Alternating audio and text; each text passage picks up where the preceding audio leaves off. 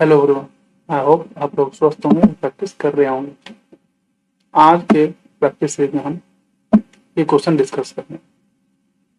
सबसे पहले पहला क्वेश्चन कौन सा है?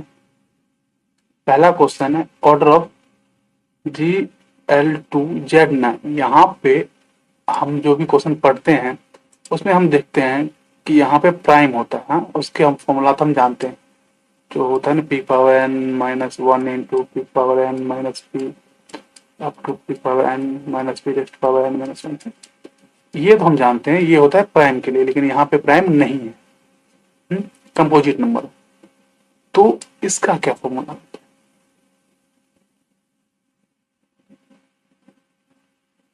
ये जो नया रिसर्च हुआ था उसके अकॉर्डिंग जो फॉर्मूला है वो मैं आपको बता दे रहा हूँ। ठीक है, तो जब भी इस टाइप का क्वेश्चन आएगा ना, तो हम सारे क्वेश्चन को नहीं हैंडल कर सकते, लेकिन हाँ, जो अभी मैंने क्वेश्चन दिया था इस टाइप का क्वेश्चन हम कैसे हैंडल कर सकते हैं वो देखते हैं। जितने भी कंपोजिट नंबर होते हैं तो सारे के सारे कंपोजिट नंबर को हम हैंडल नहीं कर सकते, लेकिन अगर कुछ इस तरह का बना पा रहे हो, प्राइम का पावर बना पा रहे हो, तो फिर इसका फॉर्मूला है, इसका फॉर्मूला क्या है? P raise to power m minus one into r square into में है order of GL R, Z। ये फॉर्मूला है। तो हमारे पास क्वेश्चन क्या था?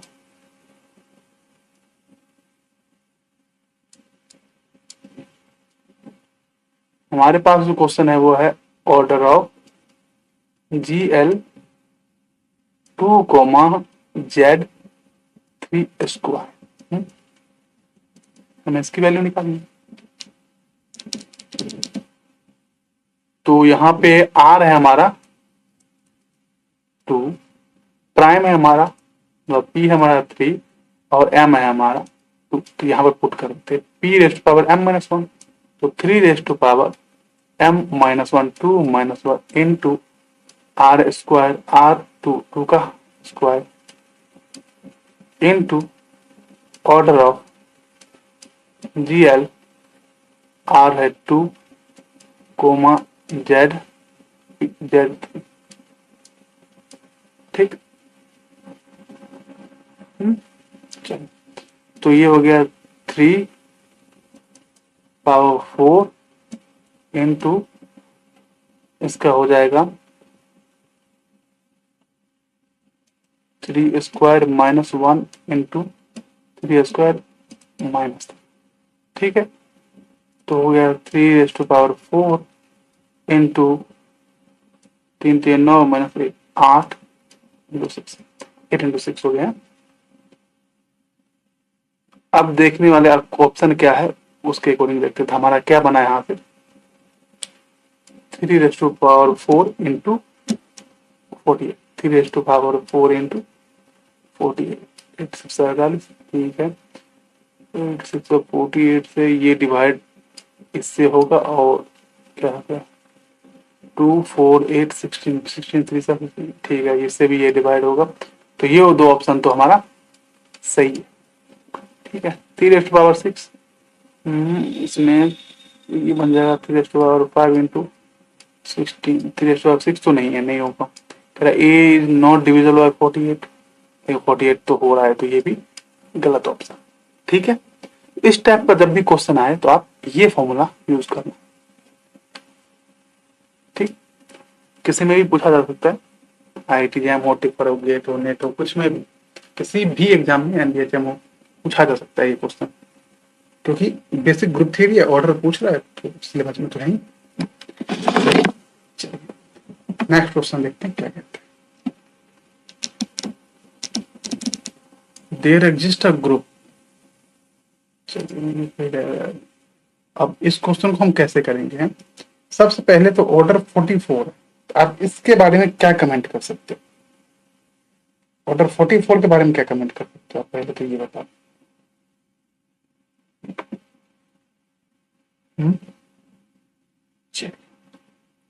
44 ये होता है 2 इंटू 2 स्क्वायर और 11। ठीक है, तो यहां से अगर साइलो थ्योरम यूज करें तो उसके अकॉर्डिंग क्या होगा, ऑर्डर 11 का एक सब ग्रुप एग्जिस्ट करेगा, ऑर्डर 4 का एक सब ग्रुप एग्जिस्ट करेगा, पक्का करेगा। हुँ? अब ऑप्शन क्या कह रहे हैं कि there exist a group of order 44 with a subgroup isomorphic to Z2 direction Z/2 Z/2, ठीक है। तो अब 4 ऑर्डर की अगर हम बात करें, 4 ऑर्डर की सब ग्रुप की बात करें, तो यहाँ तो 4 ऑर्डर के सब ग्रुप या तो Z4 मिले, मतलब Z/4 मिले, या फिर Z/2 डायरेक्शन Z/2 क्रॉस में हम लिख सकते हैं। साइक्लिक मिलेगा तो Z/4, और अगर अबिलियन मिला तो Z/2 इंटू Z/2, ठीक। तो यहाँ पे पॉसिबिलिटी है कि एग्जिस्ट कर जाएगा 4 ऑर्डर का Z/2 क्रॉस Z/2, 4 है ना, तो 4 में 2 मिल सकते हैं, एक तो या तो सीधा Z4 लिखो, Z/4 के साइक्लिक साइक्लिक होगा तो, नहीं तो फिर इसके डायरेक्शन, ठीक। ये 2 पॉसिबिलिटी है, तो ये भी एग्जिस्ट कर सकता है, ये भी एग्जिस्ट कर सकता है, ठीक है। साइक्लिक हुआ तो ये, अबिलियन हुआ तो ये, ठीक है।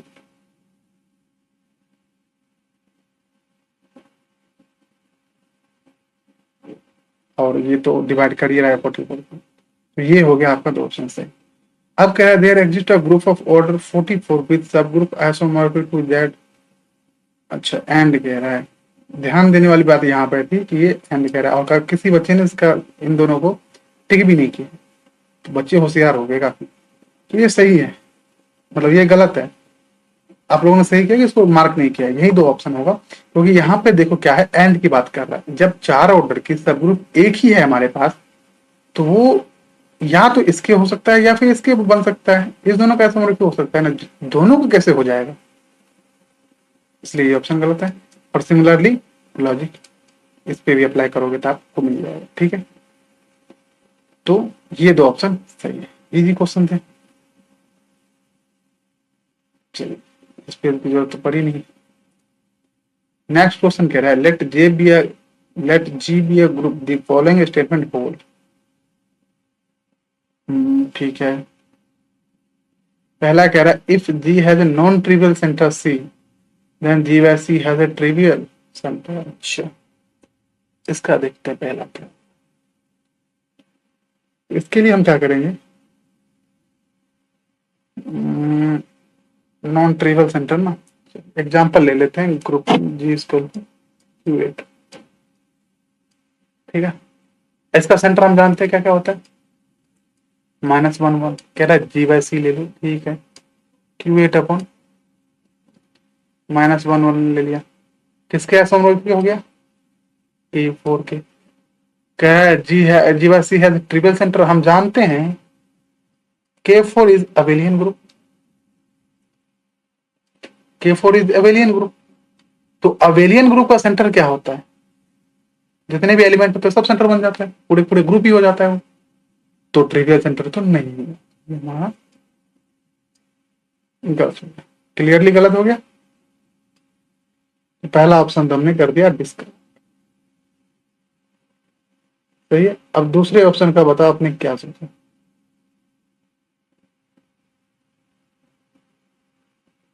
ये आपने टिक, जिन्होंने भी किया है मतलब क्या सोच के किया था आपने। जी इज नॉट इक्वल टू 1, समझ रहे हो, जी जो है 1 के इक्वल नहीं है, तो फिर आपने कैसे इसको मार्क किया।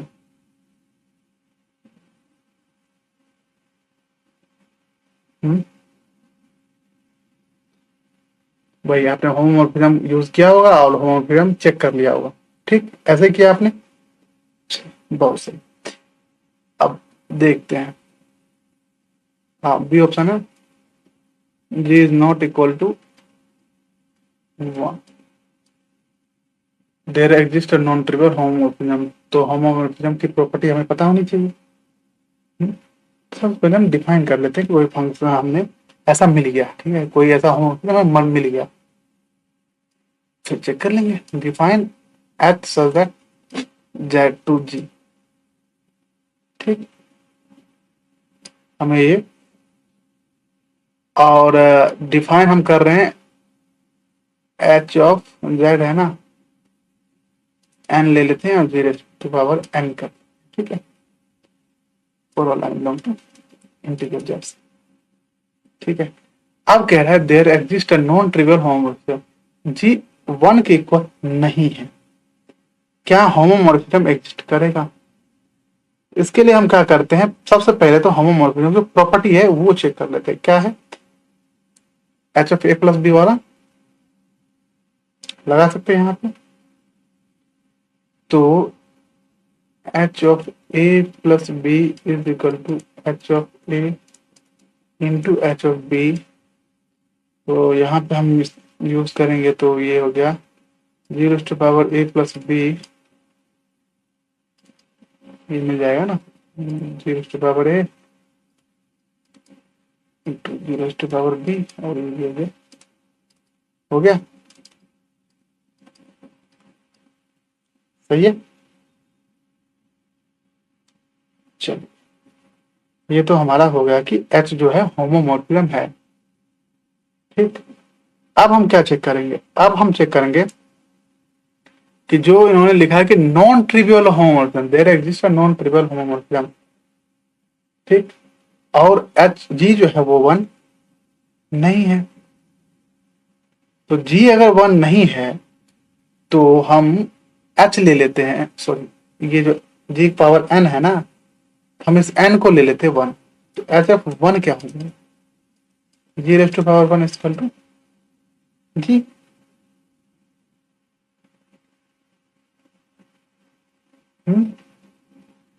इसका मतलब ये है कि, और हम ऐसा चूज कर लेते हैं कि जी जो है ना, ये आइडेंटिटी नहीं है किसका? कैपिटल जी का।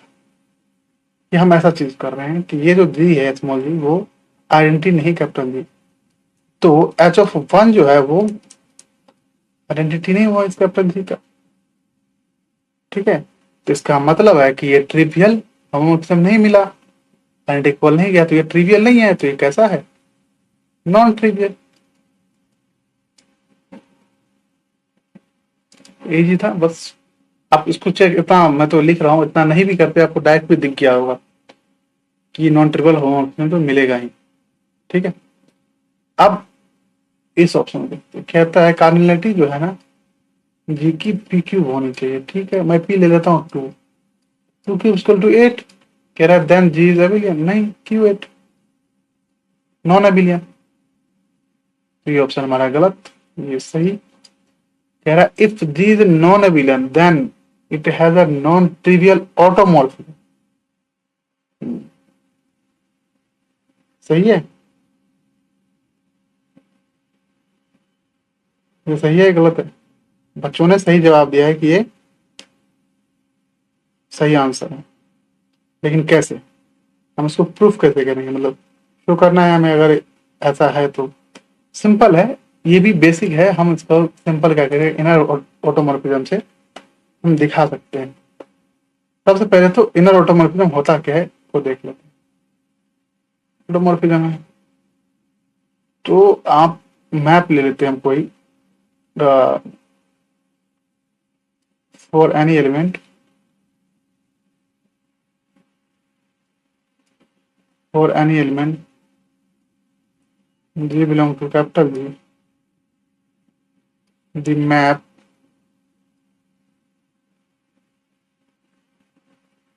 phi g such that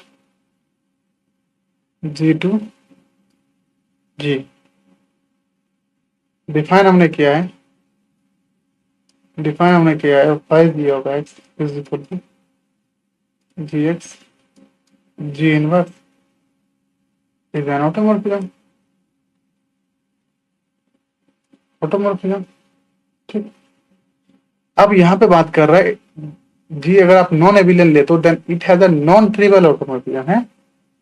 तो अगर जी हमारा नॉन एबिलियन है, if G is non abelian,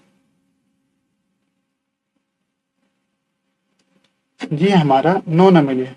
then G जो होगा वो जेड जी इक्वल नहीं होगा, मतलब सेंटर वाला है,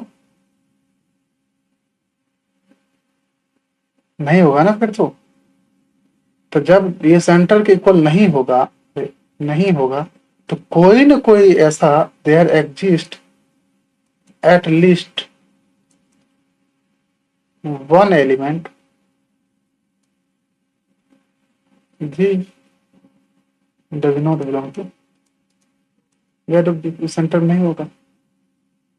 हम्म, इससे हमारे पास क्या आ गया कि नॉन ट्रिवियल ऑटोमॉर्फिज्म है। ये भी क्लियर था, ये अगर आपने जब ऑटोमॉर्फिज्म का डेफिनेशन पढ़ा हुआ तो वहां पे ये प्रूफ में ही दिखा दिया जाता है, तो क्लियरली आपको ये दिख रहा है। ठीक है, तो देखते हैं नेक्स्ट ये 3 क्वेश्चन। अब हम मिलते हैं नेक्स्ट वीडियो में, तब तक के लिए लाइक शेयर एंड सब्सक्राइब।